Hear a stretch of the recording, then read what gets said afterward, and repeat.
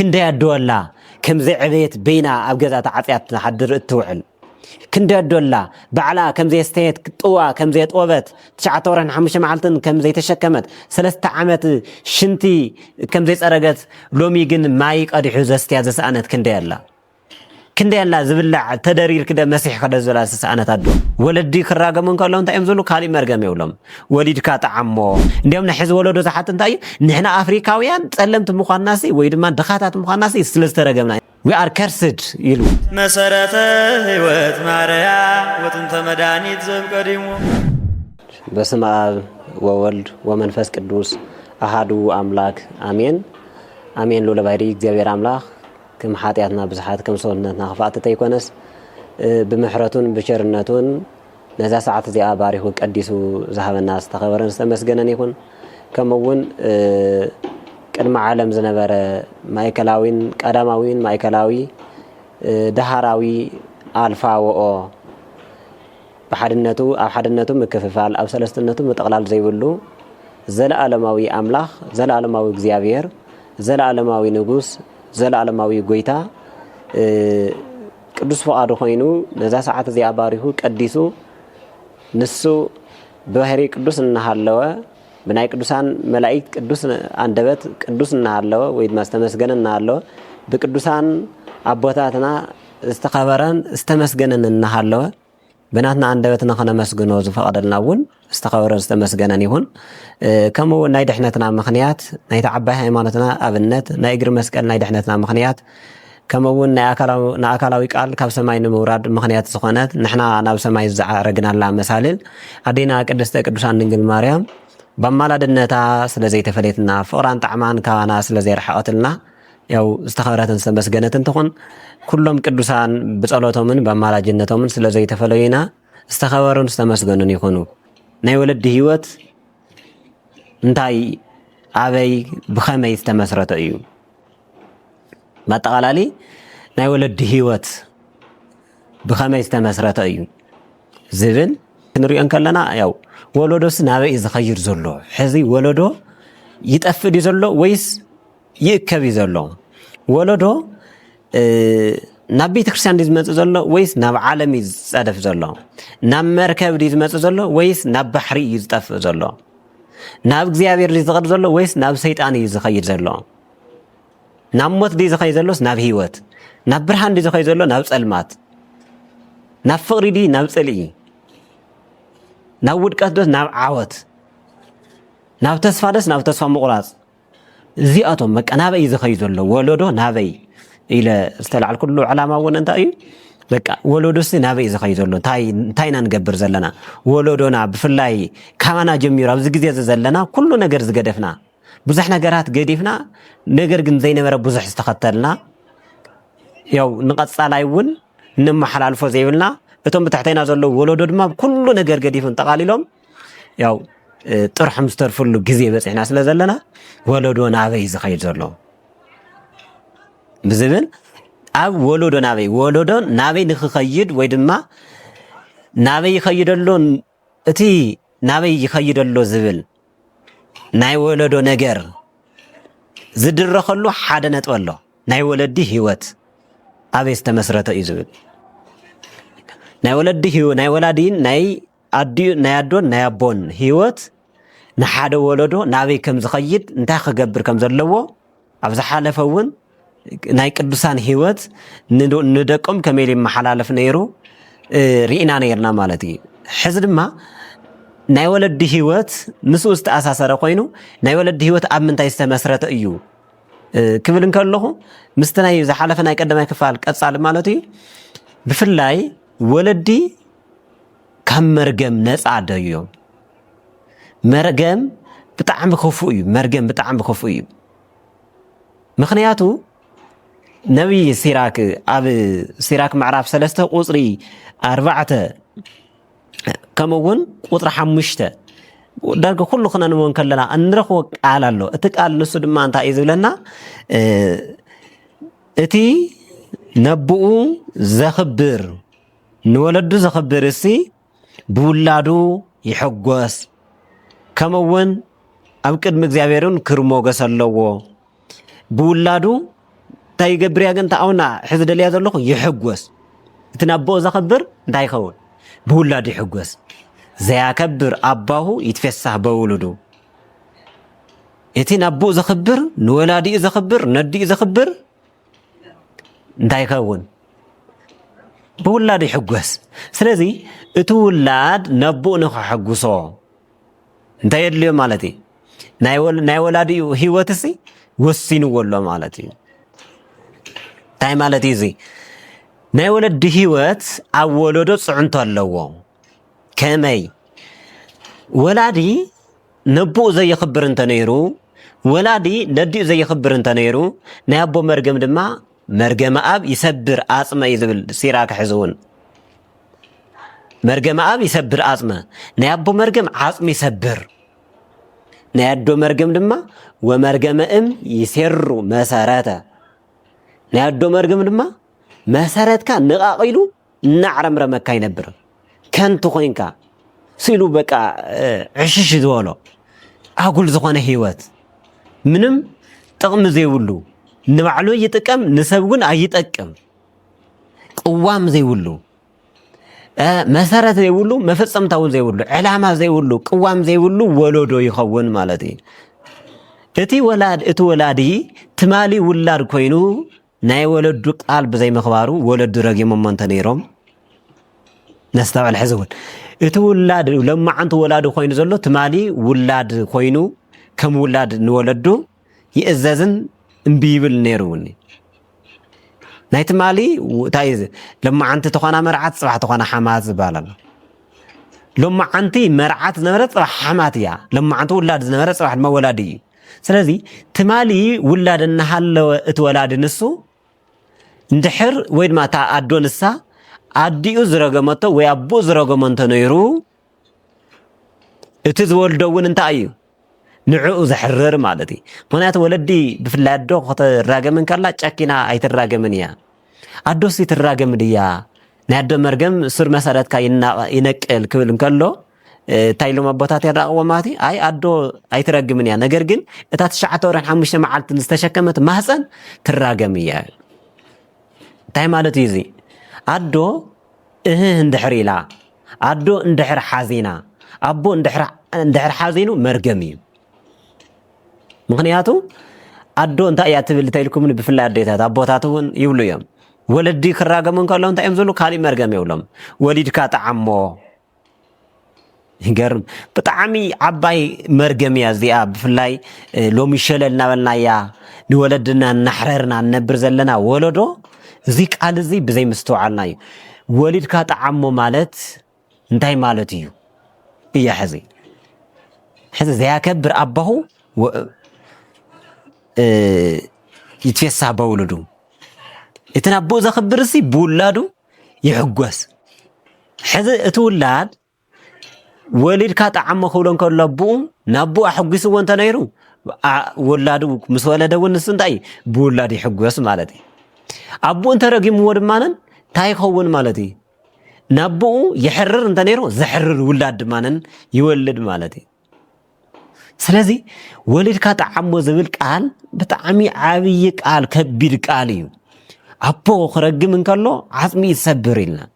ብጣዕሚ ንሕና ሕዚ ሰይሩ ሒዝ ኣቢሉ ድርቅመና እንከሎ ወይ ድማ ክሰባብረና እንከሎ ኣይኮነን ንሱ ኢና ንርኢ ግን ንሕና በቃ ስለ ደው ኢልና ስለ ንኸይድ እሲ በቃ እንታይ እሞ እዩ ሽግር የብሉ ንብል ማለት እዩ ከምኡ ግን ኣይኮነን ናይ ኣቦ መርገም ዓፅሚ ክሰብር እንከሎ ዝረአ መዓዝ እንታይ ኢልና ፅባሕ ብውላድና ክነማር ከለና ወዲቕና ዘየትስእ ውላድ ወዲቕና ኣምፀለይ ከም ዝገበረለይ ኢልናዮ እሺሉ ብዘለዎ ዝጠፍእ ናይ ቁራ ወይ ድማ ናይ ቁራ መልእኽተኛ ብዘለዎ ዝጠፍእ ውላድ ክህበና እንከሎ ኣብቲ ግዜ ንሱ እዩ ዓፅምና ዝስበር ማለት እዩ ምስ ሸምገልና ምስ ደኸምና ዘላዕለና ዘይብልና ክንተርፍ ከለና ወይ ድማ ኣነ ወሊደ እንታይ ወዲቖም ይላዕልዎ ብኢድ ፀኒሖም ይኸብርዎ ብውላድ ይብሉ ኣቦታት ክምልሱ እንከለዉ ሰብ እንተወዲቑ ብኢዱ ይለዓል ሰብ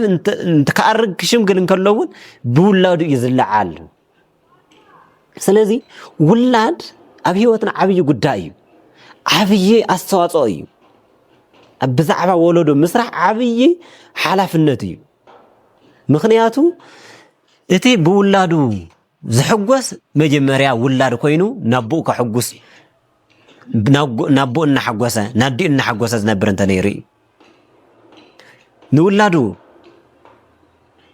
ናብኡ ዘይእዘዝ ዝነበረ ናብኡ ዘሕዝን ነበረ ግን ምሕረር ዝኾነ ውላድ ይወልድ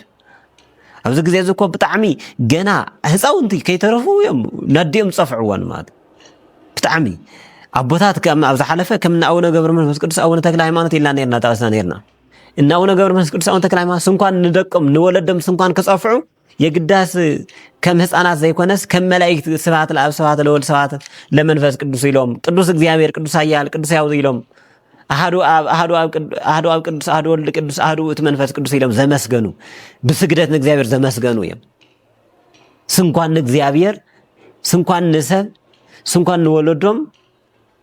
ክጻፍዑ ማለት እዩ ስለዚ ውላድ ኣብዚ ግዜ እዚ ብጣዕሚ ወለዶ በብዝተወለደ ቁፅሪ ገና እናሃለወ ፀርፊ ይለምድ ገና እናሃለወ እምቢ ይብል ቅድሚ ሽማል እምቢ ይዝለምድ ቅድሚ ጽቡቕ ነገር ፀርፊ ይዝለምድ ቅድሚ ካሊእ ነገር ምውቃዕ ይዝለምድ ነዲ ይፀፍዓ ብጣዕሚ ይገርም ማለት እዩ እንታይ ገይሩ እንታይ ኮይንካ ዘይትእዝዞ እምቢ ኣዊና እኮ እዩ ኣይኮነን ኣዊ እኮ ኣይኮነን መጀመርያ ናብኻ ኣቢኻዮ ከይትነብር ምዝካር የድሊ ዘወለድካ እንተሃሊኻ ዘወለድኪ እንተሃሊኺ ውላድካ የሕርረካ እንተሃልዩ ውላድኪ የሕርረኪ እንተሃልዩ መጀመርያ ንስኽን ውላድክ ናቦኺ ከመይ ነርኪ መጀመርያ ናቦኻ ከመይ ነርካ መጀመርያ ናዴኻ ከመይ ነርካ መጀመርያ ናዴኺ ከመይ ነርኪ ምስተውዓል የለና መጀመርያ ክንሪኦ ዝግበአና ክንሓስቦ ይግበአና ማለት ተዘይኮይኑ ኣነ ናቦይ ይሕርሮ እንተ ነይረ ምሕረር ውላድ እምበር ኣነ ንዓይ ዘሐጉስ ውላድ ክረከብ ኣይክእልን ምክንያቱ ነብኡ ዘኽብር ኢሉ ሲራክ ነብኡ ዘኽብር እስቲ ብውላዱ እዩ ዝሕጎስ ኣቦኡ የኽብር እንተ ነይሩ ዘኽብሮ ውላድ ምስ ረኸበ ይሕጎስ ነብኡ ይለኣኽ እንተ ነይሩ ዝለኣኽ ውላድ ምስ ረኸበ ይሕጎስ ነዲ የኽብር እንተ ነይሩ ጽንዓት ዘለዎ ሓዳር ይረክብ ሎሚ ሓዳር ኣብይዎም ብዙሓት ብጣዕሚ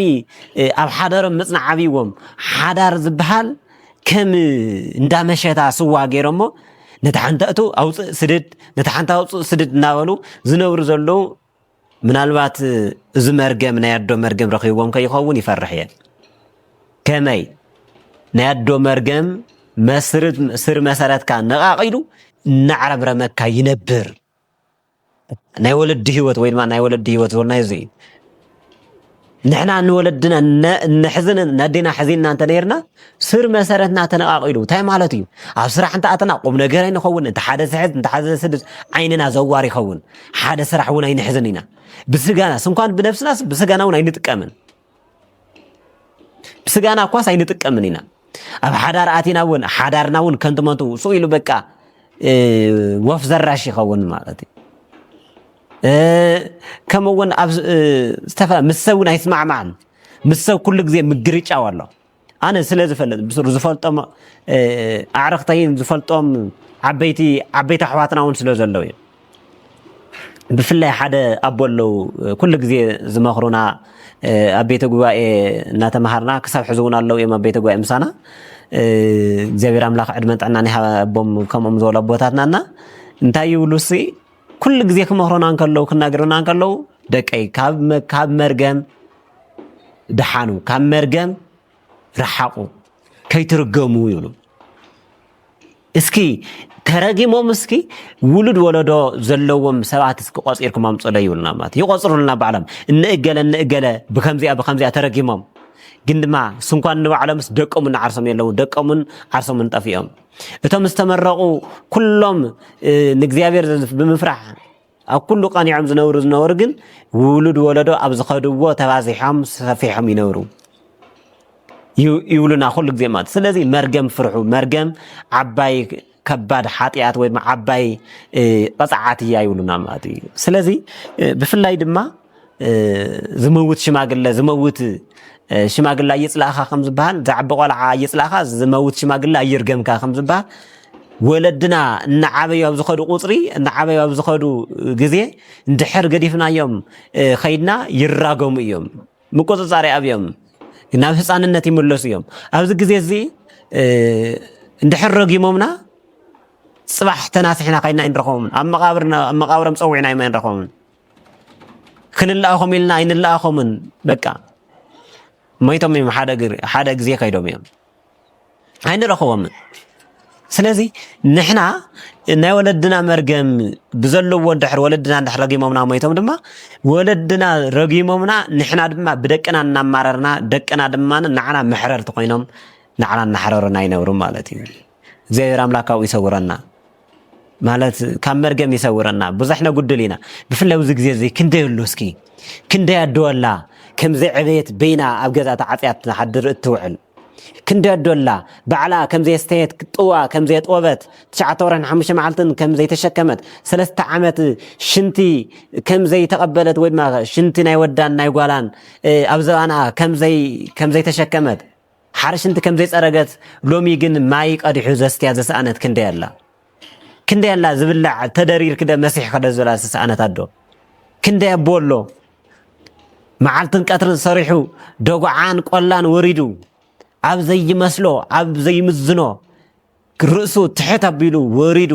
ርእሱ ትሕት ኣቢሉ ሰሪሑ ናይ ሰብ ዓይኒ ተሸኪሙ ትሕት ኢሉ ንደቁ ከዓቢሉ ዘዕበየ ኣቦ ሎማዓንቲ ግን ዘኹልሶ ተሳኢኑ ከም ይስሐቅ ከም ያዕቆብን ከም ኤሳውን መጺኡ ኣቦይ ኣምፂልካ እነኹ ብላዕ ዝብሎ ኣቦ ዘሰኣነ ክንደይ ይህሉ ኣብ ገዛ ተዓፅዩ ኣቦን ኣዶን ኣብ ገዛ ተዓፅዮም እናማረሩ እናተሳቀዩ መዓዘ እዩ ዝሞተልና እናተባሃለ ኩሉ ግዜ ተግዳሮት ዝበዝሐሎም ወለዲ ኣለው እዮም ይፈልጥ እያ ኣነ እውን ትፈልጡ ኢኹም ኩላኻትኩም ኣብ ዓለም ይፍለጥ እዩ ንፈልጦ ኢና ነገር ግን ኣብ ወለድና ሎማዓንቲ እንተኢሎም ግን ፅባሕ ናትና ህይወት ኣፍታ ትብል ከምቲ መስረት ግን ክርዳእ ኣለና ማለት መርገም ይበፅሕ ዶ ይበፅሕን ብርግፅ ብደንብ ይበፅሕ እዩ ዝበፅሖም ድማ ክትጥይቁ ትኽእሉ ኢኹም ዝተረገሙ ኣበይ ኣለው ከመይ ኣለው ክትጥይቁዎም ትኽእሉ ኢኹም ምናልባት ሎማዓንቲ ደው ኢሎም ስለ ዝኸዱ ዘለው ሓደ ጥዕያት ስለ ዝረአኹም ዓዲ ረጊምዎም ካሊእ ክኸውን ይኽእል እዩ እቶም ደው ኢሎም ዝኸዱ ዘለው ከመይ እዮም እንተኢልና ኣጋጣሚ ኮይኑ ንሕና ኢልናዮም ክሰርቁ ርኢናዮም ክዝምው ርኢናዮም ዝተፈላለዩ ሓጢኣት ክሰርሑ ሰሪሕና ርኢናዮም ንሕና ነቲ ሓጢኣት ንሳ ስለ ዘይሰራሕና ንብሎም ኢና ንሳቶም ብኻሊእ ንሕና ክንዝሙ እንተሪኦምና ንሳቶም ሰሪቆም ንሕና እንተኢልናዮም ንሕና ክንዝሙ ከለና ሪኦምና ድማ ንሳቶም ይብሉና እዮም ወይ ንሕና ክንጋፋዕ ከለና ሪኦም ይብሉና እዮም ክልቴና ባህልቲ ወይ ድማ ክልቴና ረገምቲ ንኸውን ማለት እዩ ኩላትና ሓዘንቲ ንኸውን ንሕና ንዓቶም ንሳቶም ንዓና እግዚኣብሔር ኣበየና ክፈርድ ንኩላትና እንተፈሪድና ዓለም ጥራሕ ተርፈላ እግዚአብሔር በመሕረቱ ስለ ዘጽናሕና ግን ክሳብ ሕዘለና ኩላትና ግን ንሳቶም ደው ኢሎም ብምኻዶም እስቲ እግዚአብሔር እስቲ በቃ መርገም ሳይሰርሕን ዝበሃል ነገር ኣሎ እንዲያውም ንሕዚ ወለዶ ዝሓት እንታይ ንሕና አፍሪካውያን ጸለምት ምዃንናሲ ወይ ድማ ድኻታት ምዃንናሲ ስለ ዝተረገምና ኢና ኢሉ we are cursed ይሉ በቃ ኣብዚ ኸድኩም ላንጉዌጅ እንተኸይድኩም ኣብዚ ኸድኩም ታይ ዝበሃል መንእሰይ ዝገልጹ እንታይ ንሕና በቃ ርጉማት ኢና ኢሉ ዝኣምን ማለት እዩ አየና ይትርግማን ብናይ ጎይታና ኢየሱስ ክርስቶስ ደም ዝተኸፈለሉ ህይወት እዚ ርጉም እዩ ብጥምቀቱ ተጠምእና ደቂ ክርስቶስ ደቂ እግዚአብሔር ደቂ ስላሴ ዝተባልና ልጅነት ዝተረኸብና ዝተቀበልና ወይ ድማ ሰማያውያን ደቂ ሰማያዊ ንጉስ ኢየሱስ ክርስቶስ ዝተባልናሲ ንሕናሲ ርጉማን ኢና ጌጋ ብሓቂ ንዓና ዘይምጠና ተሓሳስባ እዩ ኣሕዋተይ ዋላ ወለዲ ርግማን ዝበሃል እንታይ እዩ እንተኢልና ካልእ እዩ ከም ተቀደመ ቢለ ዝብሎ ዝነበርኩ ንሕና ብዘይ ምስራሕና ደኺና እምበር ዝረገመና ሰብ የለን ምናልባት ዘረግም ስራሕ እንተሰሪሕና ድማንን ያው ክኸውን ይኽእል እዩ ነገር ግን ሰብ ጸሊም ዝኸውን እስቲ ስለ ዝተረገመ ወይ ካልእ ኣይኮነን አቤልና ቃየል መጀመሪያ ተወሊዶም እቶም ናቶም ማንታ ዝነበራ ክልቲአን ደቂ ኣንስትዮ እውን ተወሊደን ቃየል ምስኡ ዝተወለደት ጽቦት ስለ ዝነበረት እንታ ምስ አቤል ዝነበረት አዳም ከዋስኦ ክብል እንከሎ አይ እዚያ መልካኛ ይኮነት ይለው እታ ምስ አቤል ዝተወለደት መልካኛ ስለዚህ ነበረት እግዚአብሔር ረጊሙ ወይ ማለት ዲዩ መልክዕ ብመልክዕ ዝበልተ ዝኸውን ነይሩ ኣብ ዓለም ዘለው መልካኛታት ያው ገነት ጥራሕ መወረስ ነይሮም ማለት እዩ ገነት ግን ናይ መልካኛታት ዘይኮነት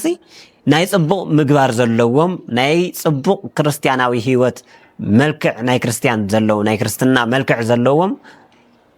ብጎይታ ኢየሱስ ክርስቶስ ኩሉ ግዜ ሓያላትን ኩሉ ግዜ ሰማያውያን ኩሉ ግዜ ብርሃን ዝተላበሱ ንሳቶም እዮም ንመንግስተ ሰማያት ገነት መንግስተ ሰማያት ዝወርሱ ማለት እግዚአብሔር አምላክና ናኡ ይሕወሰና ናዕናውን ናይ መንግስተ ወረስቲ ናይ ስሙ ቀደስቲ ክንኸውን ማለት እዩ ስለዚ መርገም ማለት ከመይ እንተልና ናይ ወለዲ ህይወት ብፍላይ ኣብዚ ሕዚ ጠቂሰዮ ዘለኹ መርገም ማለት ሰብ ብፍላይ ዓበይቲ ዓዲ ብፍላይ ሽማግለታት ብፍላይ ሊቃውንቲ ዓዲ ብፍላይ ካህናት ብፍላይ ወለድን አቦን አዶን እንተረጊሞምና ናትና ህይወት መጨረሻው ጽቡቕ አይኸውንኒ ምክንያቱ ናትና ህይወት ዝተባረኸ ሕጉስ ጽቡቕ ንኽኸውን ንሕና መጀመርያ ናቦና ነኽብር ደነርና ሎማዓንቲ ተማረር ዘለኻ ትማሊ ናቦኻ ተኽብር ደነርካ ወይስ ናቦኻ አቦኻ ይማረር ይነሩ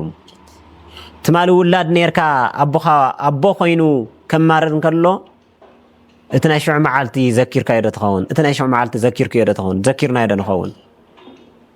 ትማሊ አቦና ዘላዕሎ ስኢኑ ንሕና ገዲፍናዮ ናብ ስራሕና ክንኸይድ ከለና ወይ ድማንን መዓዘ ዝሞተለልና ሞቱ ክንጸዋጸም ከለና ሎማዓንቲ ውላድና እውን ሃፍትና ከወርስ ብድውልና ክቐትለና ይጸልእን እዩ ከምቲ አቤሴሎም ናቦኡ ዳዊት ቀቲሉ አቦኡ ኣብ ልዕሊ አቦኡ ክነግስ ዝደለየ ሎሚ እውን ዓመፀኛ ትውልድ ዝበዝሕሉ ዘመን እዩ ዓመፀኛ ወለዶ ከመይ እዩ ንወለዱ ዘይሓስብ ኣብ ናይ አቦኡ ገዛ ኣብ ናይ አቦኡ ርስቲ እናተኻሰሰ እናተፋረደ ዝነብር ዘሎ ሎሚ ኣብ እንዳ ቤት ፍርዲ ዘለኮ ምስ አቦኡ እዩ ዝካሰስ ዝውዕል ዘሎ ኣብ እንዳ ቤት ፍርዲ ዘለኮ አቦን ውላድን ኮዮም አዶን ጓልን ኮዮም መርዓትን ሓማትን ኮየን ሓሞን መርዓውን ኮዮም ኣብ እንዳ ቤት ፍርዲ ኮፍ ኢሎም ደው ኢሎም ዝማጎት ዝውዕሉ ዘለው ዝከሓሓድ ዘለው ሰብኣይን ሰበይትን ኮዮም እንታይ ስለ ዝኾነ ምስተውዓል የለና ማለት ትማሊ ከመይ ነርካ ሎሚ ተሓዝን እንተሃሊኻ ትማሊ ንመን ሓዚንካ ነርካ መዘከር የለ እንታይ ዳ እዩ ነዚ መድሓኒቱ ንስሓ ይቅረ ምባል እቶም ወለድና ብህይወት እንተሃልዮም ተመሊስና ኣነ ክሳብ ሎማዓንቲ ብናትኩም መርገም ወይ ድማ ንዓኻትኩም ኣቐይመኩም ትማሊ ኣነ ሰቴ መፀ ሰኺረ መፀ ክሕዝነኩም ከለኹ ወይ ክበኣስ ከለኹ ክሕዝነኩም ከለኹ ወይ ድማ ኣይእዘዝን ኢለ መልእኽቶም ገዲፈ ናይ ሎሚ ወለዶኮ ብፍላይ ተላኢኹ ኣይእዘዝን ብፍላይ ብገጠራት ለይቲ ብደጎል ብሓፅር ወይ ድማ ብደጎል ዘሊሉ ኣቱም ኣታምሲኻ ተእቲኳ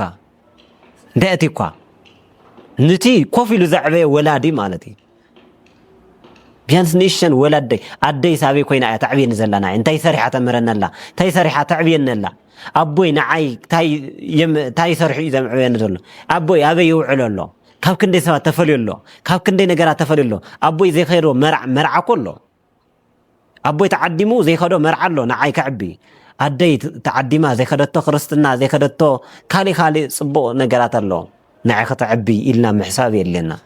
ኣብቲ ግዜ ንሱ ወለድና ክምርቑና እምበር ወለድና ክረግሙና ኣይንደፋፍአን ናይ ወለድና መርገም ንዓናውና ይበፅሕን ናባና ይበፅሕን የግዳስ ምርቓ እንተሃልዩ ድማንን ብደቅና ንሕጎስ እቲ ነቦኡ ዘኽብር ድማ እንታይ እዩ ዝብል ነቦኡ ዘኽብር